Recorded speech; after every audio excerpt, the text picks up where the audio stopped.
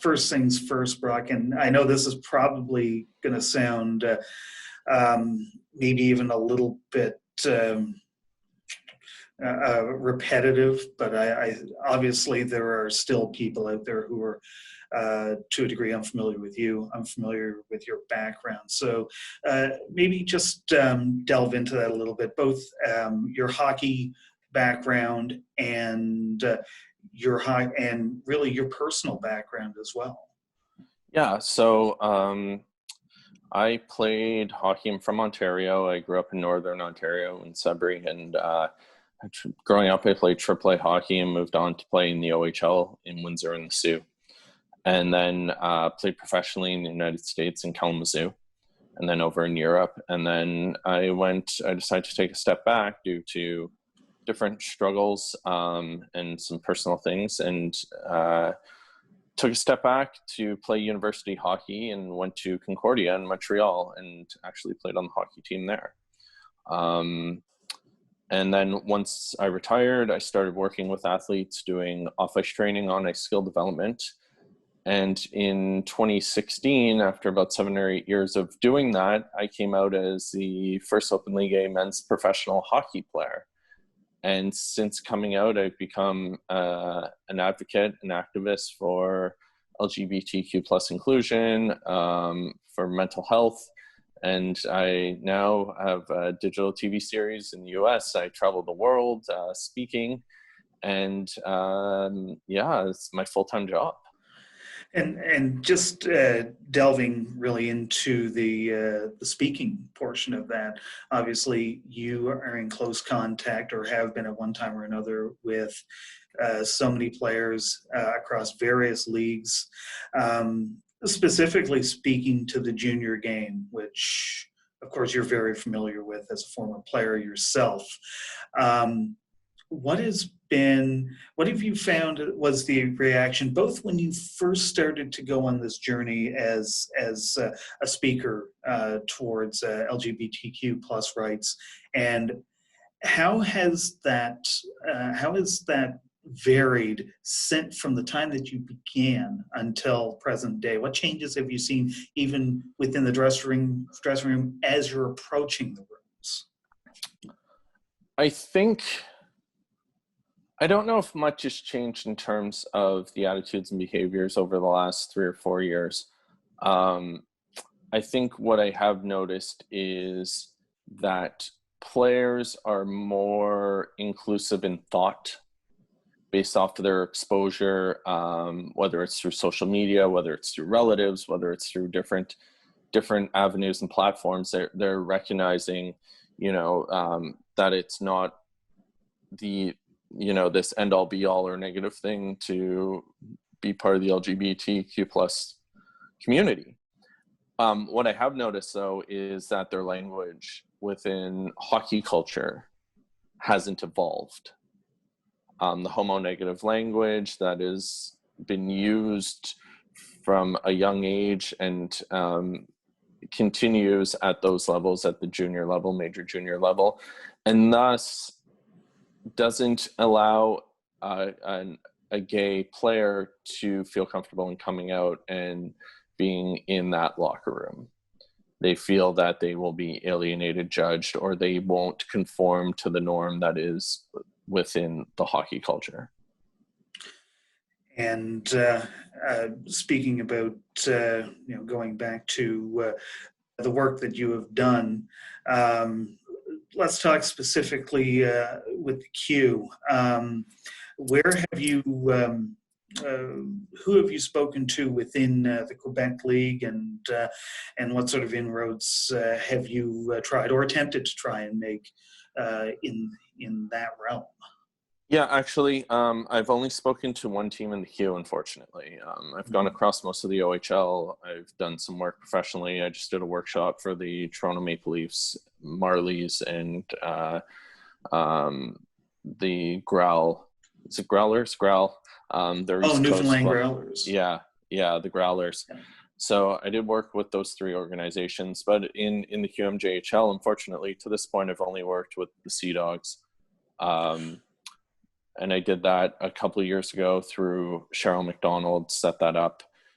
And we were actually, it was incredible timing because I was asked by the National Film Board of Canada to be in a documentary on LGBTQ plus athletes coming out. They had myself, former Montreal Impact soccer player David Testo, and former Olympian speed skater Anastasia Busis were all featured in the documentary. And they actually have the documentaries out. It's on CBC Gem and also on Amazon Prime, and they actually show footage of me in the locker room with the Sea Dogs, which was pretty cool. You know, to get to share that and have that always live somewhere. But I've been in talks with Maxime Blouin at the league about potentially doing more. I want to do more in that league. I want to do more and more leagues. We need to humanize these issues. We need to humanize LGBTQ plus. We need to humanize people of color. We need to humanize women so that the language shifts, so that the barriers of entry dissipate, and that more people feel they can take part in what is an incredible sport. You talk about your work in the pro ranks, and I know that you've also worked at the midget level, both individually and with teams. So we have that layer of the game, that major junior layer that has been less acquainted with you, and having you speak and you know, try and make a difference at that level. Both how vital is it to have that that discussion with players of that particular age and at that particular level, and what do you think might be I say preventing, but why do you think less has been done at that level to this point? Well, I think first and foremost, I think major junior in Canada has, major junior hockey players have more influence than anyone else in hockey in terms of Canadian culture, in terms of hockey culture. I equate them, like if you think of Sidney Crosby or Connor McDavid, right? That's Brad Pitt. Brad Pitt is not accessible to the public. He lives in his mansion, he's gated off, and he is seen, or he speaks to people when it's good for Brad Pitt. Major junior hockey players are almost like Instagram influencers or YouTubers, where they are accessible to the public. They're in school with their peers. They, but, you know, looked up to by them. They are worshipped by adults the same way that NHL players are. A major junior hockey player is treated the same way as an NHL player is by fans of their team.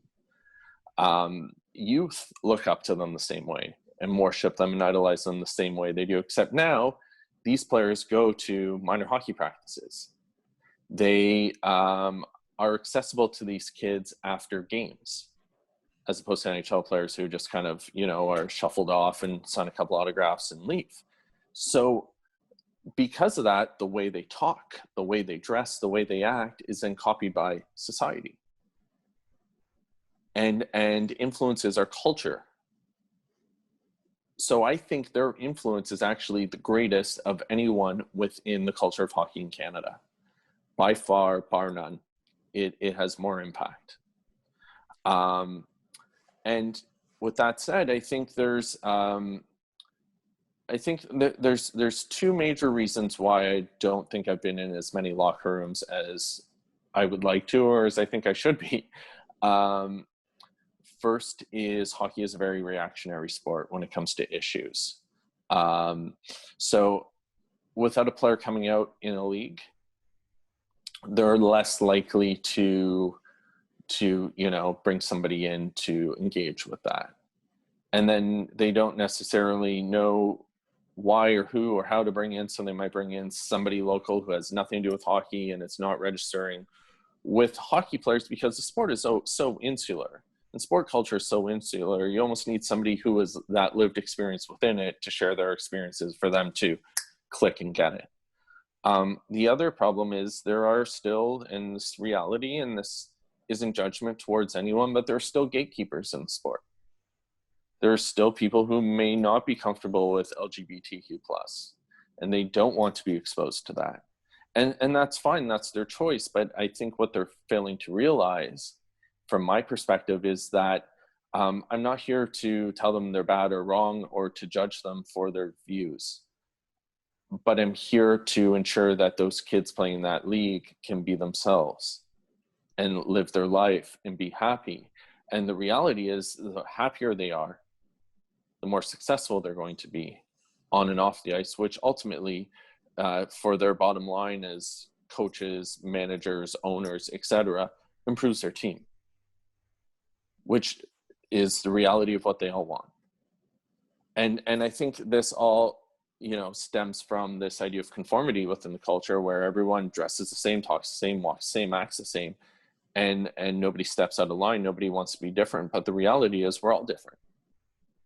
And my difference may be that I'm gay. Somebody else is maybe that they would rather, go read a book than go out partying. Everyone has differences, and I actually do breakouts on that when I go into locker rooms now, on conformity, and share. Every team I've been to, they talk about being a family, or in the men's side, brothers. I'm like, hey, share something with me you wouldn't typically tell a teammate that you enjoy. And they do. I have major junior players telling me that they love writing poetry. I have coaches, major junior, talking about loving Broadway musicals. These are things that we don't talk about in hockey culture, but we are more than just hockey.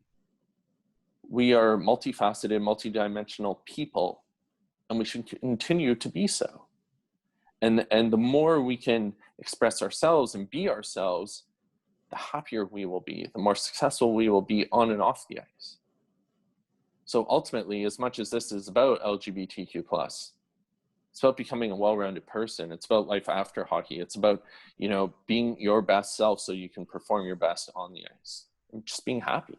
Talking about junior, which of course is it's coast to coast and in small towns throughout the country. So it's got such a blanket effect.